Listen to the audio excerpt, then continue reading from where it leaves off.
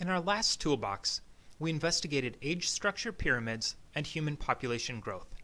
We used population matrices to predict the age structure in the future and discovered that the steady-state age distribution was predicted solely by the population matrix, and that we could write an equation relating the population matrix and steady-state population vector, which we will call the eigenvector, to a scalar value called the eigenvalue multiplied by the same eigenvector. In this toolbox, we're going to further explore these concepts and learn to solve eigenvalue problems. Consider this equation. We have a matrix A multiplied by a vector V. The product of this matrix and vector is equal to the product of a scalar value lambda and that same vector. We'll refer to V as the eigenvector, and we'll refer to lambda as the eigenvalue. As we think about this equation, the first thing you should realize is that V has to have the same number of elements as A has rows and columns, because otherwise you wouldn't be able to multiply A times V and get a vector of the same length as V back out. One other thing you should also be fairly obvious. If V was a vector of all zeros, it would work for any combination of A and lambda. That's really uninteresting, however.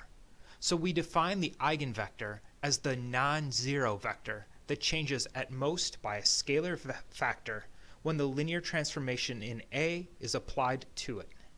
The eigenvalue is then defined as that scalar value. Alright, let's try this with an example. We'll pick the matrix A equals 4, -2, 1, 1 as an example. Let's consider what happens if we take the vector 0, 1, which we will call W, and multiply it by A. Now, if we graph this vector, we get the blue arrow there. It's a vector of length 1 pointed in the upward y direction. Now, if we multiply A times W, we have 4, -2, 1, 1 times 0, 1. So the first element is 4 times 0 plus -2 times 1, which equals -2. And the second element is 1 times 0 plus 1 times 1, which equals 1. So we now have a vector of -2, 1. So we can see that multiplying by A has rotated our vector and stretched it. And if we compare the W vector times our vector A times W, there's no scalar value that we could multiply W by to get our new vector. Therefore, W is not an eigenvector of A. Let's stick with the same matrix A, but try a different vector. We'll try the vector V equals 2, 1. When we graph this vector, of course we see that it is pointing towards the upper right quadrant of our graph, towards the point 2, 1. If we multiply A times V, we get 4 times 2 plus -2 times 1 equals 6 for the first element, and 1 times 2 plus 1 times 1 equals 3 for the second element. So our product is the vector 6, 3, and if we plot this, we see that we've now just stretched our original vector out further along its direction. We've not changed the angle of the vector at all. We only stretched it. And we can also clearly see that this new vector is equal to exactly 3 times V. This means that 3 is an eigenvalue of A, and V is an eigenvector of A. In a geometric sense, this is what it means to be an eigenvector. An eigenvector of a matrix is a vector that only gets stretched when you multiply the matrix by it. It does not get rotated. We've already experienced what an eigenvector means for populations. The eigenvector of a population matrix is the steady-state age structure of the population. So we could say that the matrix stretches this eigenvector in that it makes all of the age classes larger or smaller by the same amount, but it doesn't change the relative proportions of the different age classes. Let's take one more example. This time we'll go with a really simple one. Let's pick the matrix 0, 1, 1, 0. We know what this matrix does. If we multiply it by any xy vector, we simply get the vector yx back. In other words, the matrix A flips the x and y values of a vector. In geometric terms, the linear transformation encoded by the matrix A reflects vectors over the line x equals y, which is shown in the dashed line in this figure. Thus it will take the vector 2, 1 and replot it to the vector 1, 2. Okay, that's simple and we can see that. But since we can see that, we can intuitively understand what the eigenvectors of this matrix will be.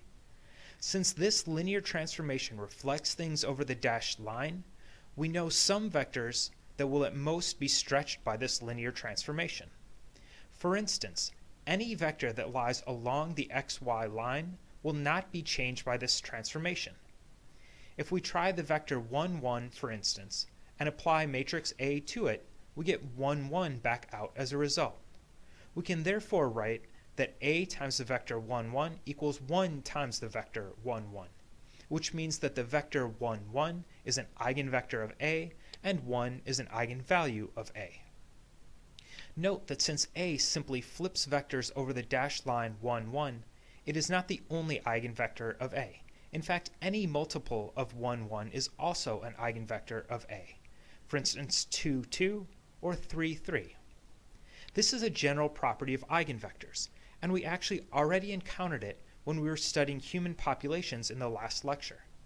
Once the population structure reached steady state, we found that the steady state age structure did not change and that this was an eigenvector. However, the population did continue to get smaller with all age cohorts shrinking proportionally. That implied that all of these proportionally equivalent but different in total population vectors were also eigenvectors. These vectors that point along the dashed line are not, however, the only eigenvectors of A. We can actually find one other set of eigenvectors of A, and that is the set of vectors that is perfectly perpendicular to the dashed line. For instance, if we take the vector 1, negative 1, and flip it over the dashed line, or in other words multiply it by A, we get the vector negative 1, 1 as a result. And it's pretty easy to see that we can write an equation that states that A times negative 1, 1 equals negative 1 times negative 1, 1. This means that the vector negative 1, 1 is also an eigenvector of A, and the scalar value negative 1 is an eigenvalue of A. Note that A stretches the eigenvector negative 1, 1 by a factor of negative 1. Alright, in the last lecture, we spent some time learning why we care about eigenvalues and eigenvectors, and what they mean when studying the human population. And so far in this lecture, we've spent a little time building some intuition about how eigenvectors and eigenvalues work geometrically. Now let's start talking about how you can actually go about solving an eigenvalue problem, or in other words, finding the eigenvalue and eigenvector of a matrix.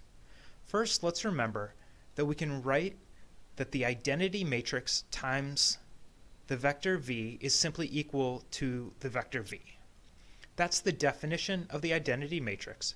And remember, the identity matrix is just the matrix that has 1s on the diagonal and 0s elsewhere. Okay, so let's plug that into our eigenvector equation. Next, let's remember the associative property for matrix multiplication by a scalar. A scalar value c multiplied by the product of a matrix and a vector will be equal to the product of that scalar and the matrix multiplied by the vector. This allows us to write that A times V equals lambda times the identity matrix multiplied by V. And we can easily rearrange this to show that A times V minus lambda times the identity matrix times V equals a vector of zeros. Now we just need to remember one more property of matrix multiplication. We'll remember the distributive property of matrix multiplication. The distributive property tells us that matrix D minus matrix B times W equals D times W minus B times W. And now, using the distributive property, we can show that A minus lambda times the identity matrix times V equals the 0 vector. And this is going to be the equation that we're going to examine in a bit more detail. Looking at this equation, we've now got a matrix A minus lambda times the identity matrix that is multiplied by a vector and set equal to a vector of zeros. This sort of a format should look familiar to you. It's the same sort of format we used when we were investigating systems of equations. So let's think about what this means. let's set A minus lambda times the identity matrix equal to a new matrix B. And let's pretend that it's a 3 by 3 matrix for now. We'll also call V a 3 vector with elements x, y, z.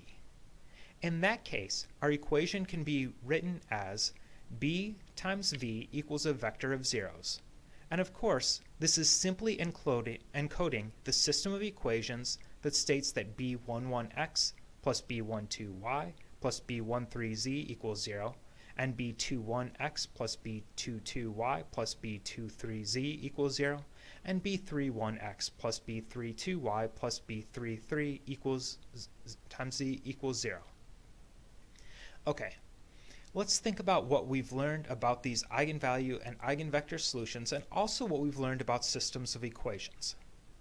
Well, we know that if we can find an eigenvalue that works for this equation, there will be infinitely many eigenvectors that will work, since any multiple of one of those eigenvectors will work. That tells us that our system of equations there has to have multiple solutions, multiple values of x, y, and z that work. But remember something else that we learned about these systems of equations. We can solve them by using the determinant, and if the determinant is not equal to 0, then there is one distinct solution to a problem. Well, that means that if the determinant of the matrix B is not equal to 0, then our solution will not give us the infinitely many vectors that we know have to work, and we won't have an eigenvector. So really, we want the determinant of B to be equal to 0. And if the determinant of B equals 0, then of course that really means that the determinant of A minus lambda times the identity matrix equals 0. And really, if we rewrite this with actual elements instead of just calling the matrix A, the equation in red becomes the equation that we need to solve to find our eigenvalues and then our eigenvectors. Okay, that was a lot of talk, a lot of manipulations, and a lot of theory to get us to this point. But that's not what this course is about. This course is about learning and applying tools that actually work. So let's put this to work, and let's start with a very simple matrix. In fact, we'll start with that same matrix that I began this toolbox with, a nice, easy 2 by 2 matrix. So we want to find the proper lambda or lambdas such that the determinant of A minus lambda times the identity matrix equals 0. And we know that for a 2 by 2 matrix, the determinant is simply equal to the main diagonal minus the other diagonal. So it is equal to 4 minus lambda times 1 minus lambda minus negative 2 times 1. So that can be rearranged to 4 minus 5 lambda plus lambda squared plus 2, which can be rearranged to lambda squared minus 5 lambda plus 6. Now, if you remember the quadratic formula from basic algebra, we know that lambda equals 5 plus or minus the square root of 5 squared minus 4 times 1 times 6, all divided by 2 times 1. As a quick aside, if you do not remember the quadratic formula, I highly recommend that you pause this video and go look it up real quick. Next, we can simplify to lambda equals 5 plus or minus 1 over 2. And we learn that lambda equals 2 or 3. These are the two eigenvalues of the matrix A. Alright, we've got the eigenvalues. Next, let's find the eigenvectors. We know that A minus lambda times the identity matrix times V equals 0. So if we start by solving for the eigenvector with an eigenvalue of 2, we have 4, negative 2, 1, 1, minus 2, 0, 0, 2 times V equals 0, and 2, negative 2, 1, negative 1 times V equals 0. Now to solve this system of equations, we can set up our old partition matrix. We want to get rid of the values beneath the 2, and the easiest way to do this is to subtract half of the top row from the second row. So that means we're subtracting 1, negative 1, 0, and that leaves us with all zeros in the bottom row. Next, we want to get a 1 in our pivot, so we divide the entire first row by 2, and that leaves us with 1, -1, 0. Now, as we move down and to the right to get to the next pivot, we find that it is 0 and there's nothing beneath it, so there's nothing we can do about it. We're done. And if we look at what this equation tells us, it tells us that 1x plus -1y equals 0. So, x equals y. This means that any xy vector where x equals y should be an eigenvector of A with the eigenvalue of 2. Let's check this. Does 4, -2, 1, 1 times 3, 3 equal 2 times 3, 3? Well, the left side of that is equal to 4 times 3 plus -2 times 3 and 1 times 3 plus 1 times 3. And the right side is clearly equal to 6, 6. Now if you look at those for just a minute, you can see that that is clearly true. So 2 is in fact an eigenvalue of A, and 3, 3 is in fact an eigenvector. Note that this equation would also work out if you used the vector 2, 2, or the vector 1, 1, or the vector -1, -1, or the vector 52.7, 52.7. As a good check of your own understanding, it's not a bad idea for you to pause the video for a moment and go through the math to convince yourself that this equation does work with the vectors 1, 1 or 2, 2. Remember though that this is only half of the solutions because these are only the solutions with the eigenvalue of 2. We know that 3 is also an eigenvalue of A, so let's find the associated eigenvalues for 3. This time we have 4, -2, 1, 1 minus 3, 0, 0, 3 times v equals 0, which gives us 1, -2, 1, -2 times v equals 0. If we make our partition matrix and then subtract the first row from the second row, which gives us only zeros in the bottom row, so we can write x plus -2y equals 0, or in other words, x equals 2y. So any vector in which x equals 2y should work as an eigenvector with the eigenvalue of 3. Again, let's check. We'll try the vector 2, 1 first. Does 4, -2, 1, 1 times 2, 1 equal 2 times 2, 1? Well, 4 times 2 plus -2 times 1 equals 3 times 2. And 1 times 2 plus 1 times 1 equals 3 times 1. So that checks out. Alright, this approach for finding the eigenvalues and eigenvectors seems to work. Next, let's try it out for a real-world problem. In Toolbox 2.3, we discussed a population matrix that we could use to study a grassland restoration project.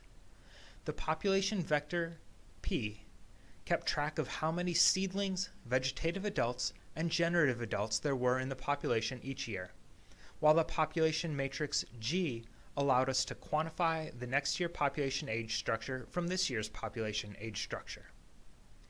Alright, based on what we've learned from this lecture, we know that our population will eventually reach some steady state age distribution at which time we can write an eigenvector equation G times the population vector equals lambda times the population vector.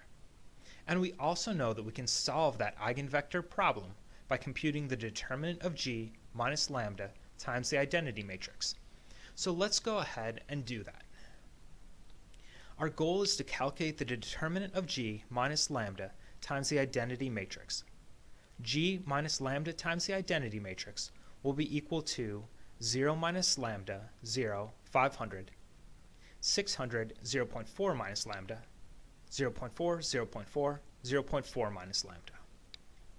If you remember our process for computing determinants, the determinant of G minus lambda times the identity matrix equals 0 minus lambda times the determinant of 0.4 minus lambda, 0.4, 0.4, 0.4 minus lambda, minus 0 times the determinant of 0.006, 0.4 minus lambda, 0.4, 0, plus 500 times the determinant of 0.006, 0.4 minus lambda, 0, 0.4. Of course, the second term in this equation is just 0, so we can get rid of it, and our equation is now just 0 minus lambda times the first 2 by 2 matrix times the determinant of the first 2 by 2 matrix plus 500 times the determinant of the second 2 by 2 matrix. And we can compute this out pretty easily as negative lambda times 0.4 minus lambda times 0.4 minus lambda minus 0.4 times 0.4 plus 500 times 0.006 times 0.4. This can be further simplified to negative lambda times lambda squared minus 0.8 lambda plus 1.2, and then to negative lambda cubed plus 0.8 lambda squared plus 1.2. We know that next we need to set this equal to 0 and solve for lambda. The only real solution of this equation is lambda equals 1.4065, although please note that there are two other solutions that include imaginary numbers. We're not going to deal with those imaginary solutions, however. Instead, let's proceed with this solution and go ahead to calculate the eigenvector associated with this eigenvalue.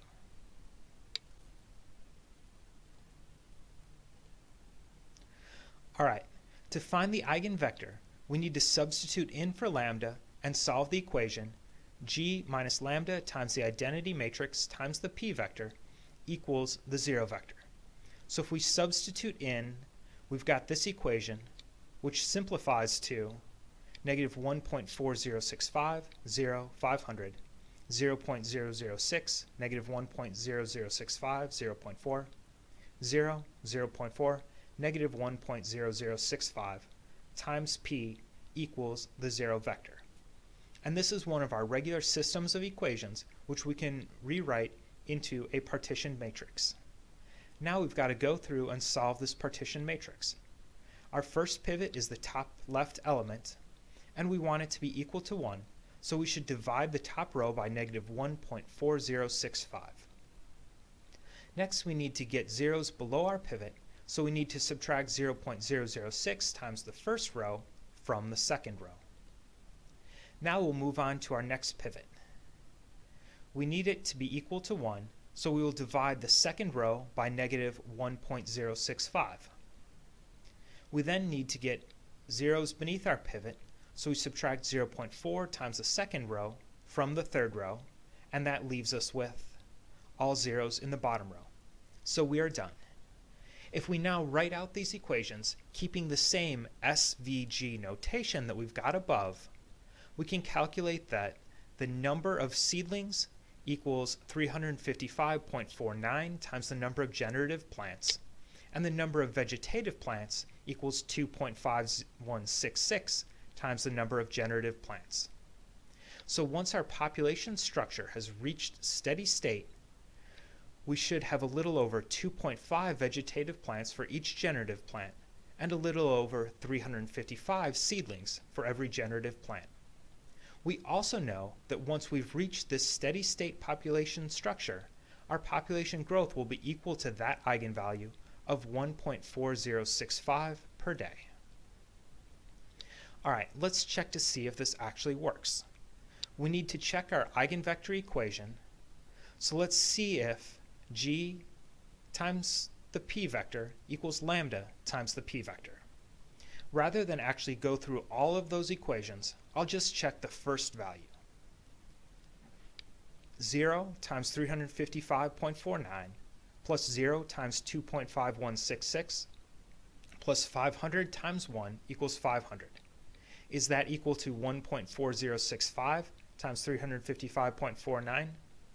Yep, at least within rounding error. If you want to, you can go through and check that the second and third entries are also correct. Alright, we've actually made use of eigenvectors to learn some important things about our grassland restoration project.